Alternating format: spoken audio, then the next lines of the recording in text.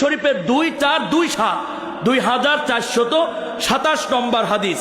One আনাসিন রাদিয়াল্লাহু তাআলা আনহু قال قال رسول الله صلى الله عليه وسلم لقد أخفت في الله وما يخاف أحد ولقد أوذيت في الله وما يؤذى أحد। আল্লাহর নবী বলেন, আল্লাহ রাস্তায় দিন প্রচার করতে গিয়ে এই নবী মুহাম্মাদে আরবিকে এই পরিমাণ ভয় দেখানো হয়েছে, ওমা ইখাফু আহাদুন, যেই পরিমাণ ভয় পৃথিবীর অন্য কাউকে দেখানো হয় নাই। ওয়ালাকাদ উযিতু ফিল্লাহি ওমা ইউজা আহাদুন। আল্লাহর নবী বলেন, আল্লাহ রাস্তায় দিন প্রচার করতে গিয়ে তোমাদের নবীকে এই পরিমাণ কষ্ট দেওয়া হয়েছে, যেই পরিমাণ কষ্ট পৃথিবীর অন্য কাউকে দেওয়া হয় নাই। ওয়ালাকাদ আতাত আলাইয়া 30 মিন বাইনি ইয়াউমিন ওয়া লাইলা ওয়া মালি ওয়ালি বেলালিন তাআমুন ইয়াকুলুহু যু কাবিদিন ইল্লা শাইউন ইওয়ারিহি ইবতু বেলালিন। কিয়ামত পর্যন্ত আনেওয়ালা নবীজি তার উম্মতদেরকে ডেকে ডেকে বলেন, আমার উম্মতেরা শোনো, এই নবী মুহাম্মাদের উপরে 30টি দিন এবং 30টি রাত্র এমন অবস্থায় পার হয়েছে। ওয়ামালি ওয়ালি বেলালিন তাআমুন, আমার জন্য, আমার সাহাবী বেলালে হাবশির জন্য এতটুকু খাবারের ব্যবস্থা ছিল না। ইয়াকুলুহু যু কাবিদিন, যা দুনিয়ার কোনো প্রাণী ভক্ষণ করতে পারে। ইল্লা শাইউন ইওয়ারিহি ইবতু বেলালিন, শুধু এতটুকু খাবার 1 মাস পর্যন্ত ছিল, যতটুকু খাবার বেলালে হাবশির বগলের নিচে ঢাকা থাকতো। হযরতে আবু যর গিফারিকে আল্লাহ নবী 7টা কাজ করার নির্দেশ করেছিলেন। ওই 7টা কাজের মধ্য থেকে 2 নম্বর কাজটা ছিল, আবু যর গিফারি, দুনিয়ার লাইনে তোমার অপেক্ষা নিম্ন পর্যায়ে লোকটাকে ফলো করবা, তোমার অপেক্ষা উচ্চ পর্যায়ে লোকটাকে ফলো তুমি করবা না। মিশকাত শরীফের 5250 নম্বর হাদিস।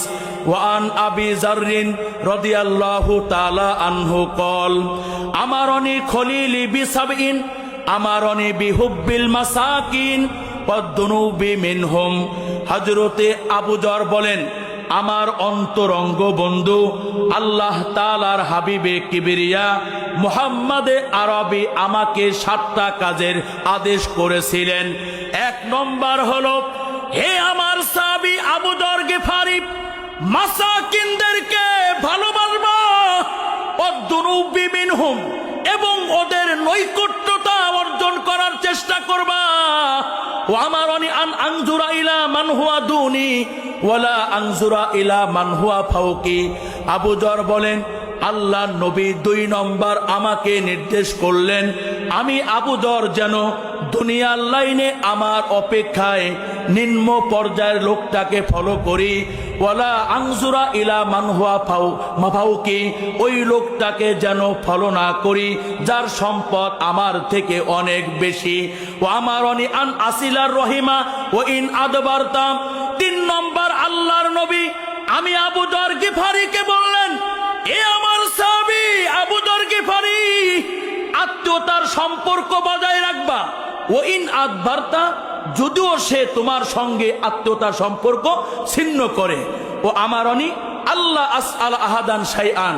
4 নম্বর আল্লাহ নবী আমাকে নির্দেশ করলেন, আবু যর, কখনো যদি কোনো কিছু চাওয়ার প্রয়োজন মনে করো, তাহলে একমাত্র কেবলমাত্র উপরওয়ালার কাছে চাবা, গায়রুল্লাহর কাছে কোনো কিছু চাবা না। ও আমারনি আন আকুলা বিল হাক্কি ওয়া ইন কানা মুররান।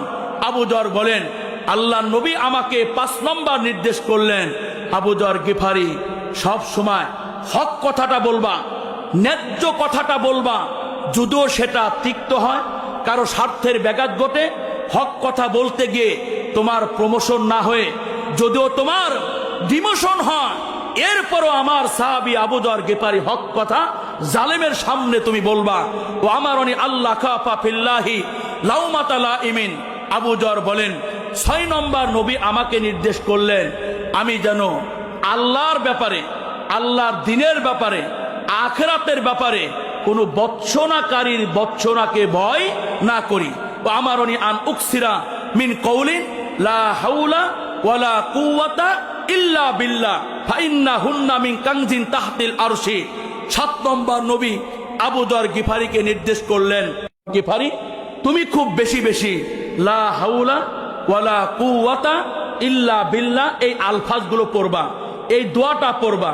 কেন এই দোয়া বেশি বেশি পড়বা? কারণ হচ্ছে ফাইন্নাহুন্না মিন কানজিন তাহতিল আরশি। আমার সাহাবী আবু যর এই দোয়াটা বেশি বেশি পড়বা, তার কারণ হলো এই দোয়াটা আসছে আল্লাহ তাআলার আরশ থেকে। সুবহানাল্লাহ বলবেন না?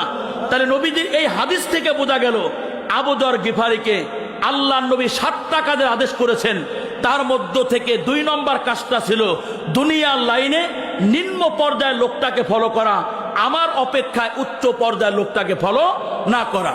আল্লাহর নবীর উসওয়ায়ে হাসানা ও সুন্নাহ অনুপম আদর্শ হচ্ছে আখিরাতের লাইনে যার আমল আপনার থেকে উত্তম এবং উন্নত তাকে ফলো করা, আর দুনিয়ার লাইনে যার সম্পদ আপনার অপেক্ষায় কম এবং স্বল্প তাকে ফলো করা। নবীজির এই উসওয়ায়ে হাসানা এবং অনুপম আদর্শ বা নীতি যদি আমরা গ্রহণ করি তাহলে 4টা ফায়দা আমাদের লাভ হবে। বলে কয়টা ফায়দা? 4টা ফায়দা লাভ করতে পারবো। 1 নম্বর সবর করার তৌফিক আল্লাহ দান করবেন। 2 নম্বর শুকর আদায় করার তৌফিক আমার লাভ হয়ে যাবে। 3 নম্বর মানসিক প্রশান্তি লাভ করতে পারবো।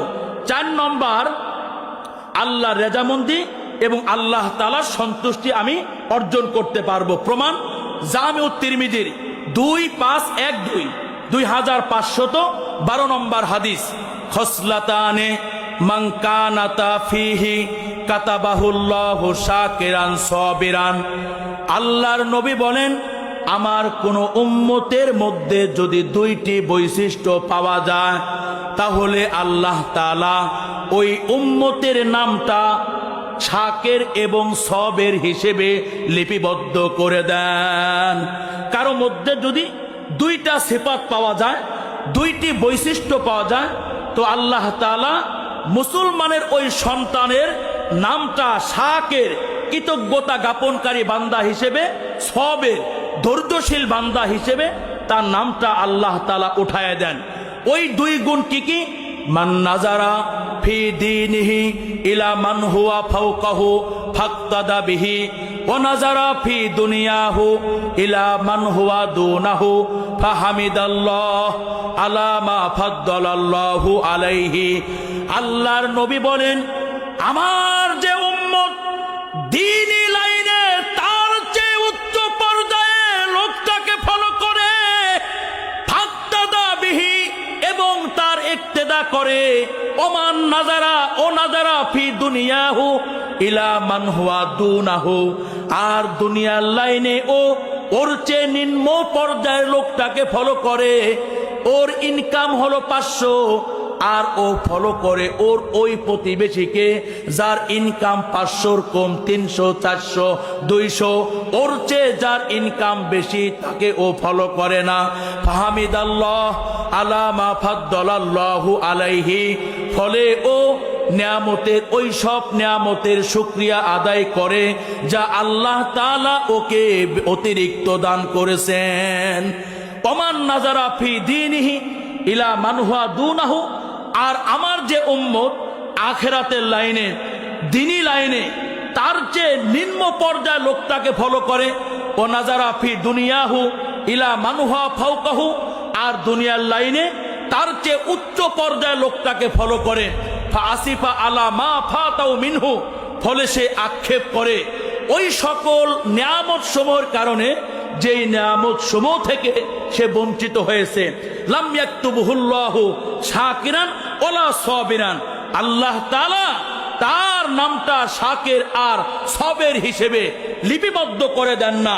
তাহলে নির্যাস কথা হচ্ছে দুনিয়ার লাইনে আজ থেকে আমরা ফলো করব যার ইনকাম সোর্স আমার থেকে দুর্বল তাকে ফলো করব, যার ইনকাম সোর্স, যার ব্যাংক ব্যালেন্স, যার সয় সম্পত্তি আমার চেয়ে অনেক বেশি তাকে আমরা কি করব না, ফলো করব না।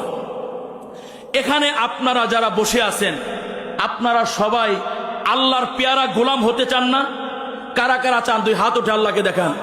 লিল্লাহে তাকবীর, লিল্লাহে তাকবীর। আল্লাহ কবুল করেন, বলেন আমিন।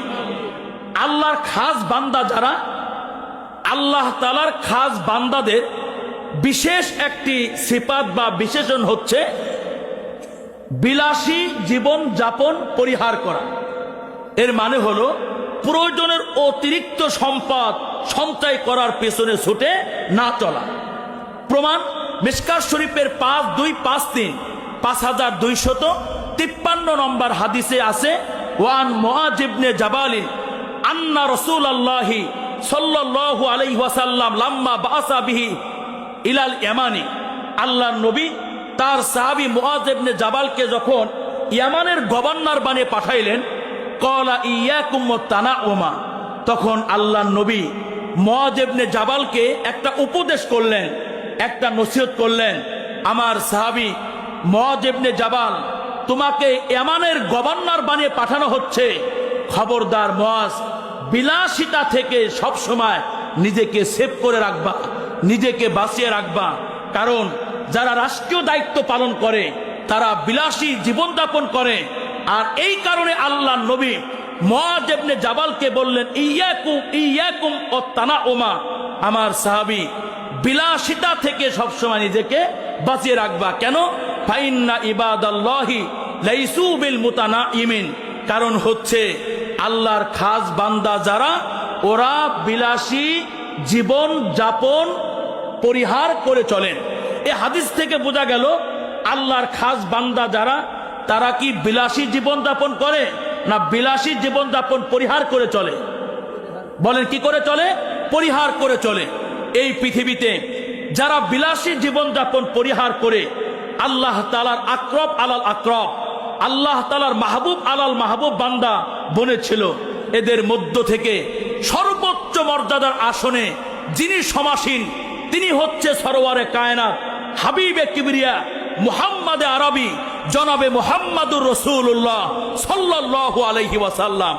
বুখারী শরীফের 6210 নম্বর হাদিস, আম্মা জান আয়েশা বর্ণনা করেন, আমরা লাগাতার 3 মাস পর্যন্ত কখনো কখনো এমন অবস্থায় আমাদের দিনগুলো পার করতাম, ওয়ামা উকিদাত ফি আবিয়াতি রাসূলিল্লাহি সাল্লাল্লাহু আলাইহি ওয়াসাল্লাম নারুন। আম্মা জান আয়েশা বলেন, আমরা কখনো কখনো লাগাতার 3 মাস পর্যন্ত এমন অবস্থায় আমরা আমাদের দিনগুলো পার করতাম, ওমা উকিদাত ফি আবিয়াতি রাসূলিল্লাহি নারুন, আল্লাহর নবীর ঘরের চুলায় আগুন জ্বলতো না। ফাকুলতু মা কানা ইয়াইশিকুম ক্বালাতিল আসওয়াদানি আত-তামারু আল মাউ। হযরতে উরওয়া ইবনে মাসউদ আল্লাহর নবীকে আম্মা জান আয়েশাকে জিজ্ঞাসা করলেন, আম্মা জান আয়েশা, একটু আগে আপনি বললেন আপনাদের ঘরের চুলায় মাসকে মাস আগুন জ্বলতো না। আমার প্রশ্ন হলো, তাহলে আপনারা কি খেয়ে দিনগুলো পার করেছেন? আম্মা জান আয়েশা বললেন, আল্লাহর নবীর সাহাবী শোনো, মাসকে মাস যখন আল্লাহর নবীর ঘরের চুলায় আগুন জ্বলতো না, তখন 2টি কালো বস্তুর উপরে আমাদের দিনগুলো পার হয়ে যেত। একটি কালো বস্তুর নাম হলো আত-তামারু, খেজুর, আরেকটি হলো আল-মা ও পানি। এর মানে হলো আল্লাহর নবীর পরিবারস্থ সদস্যরা মাসকে মাস শুধু খেজুর আর পানি খেয়েই তারা জিন্দেগি পার করেছেন।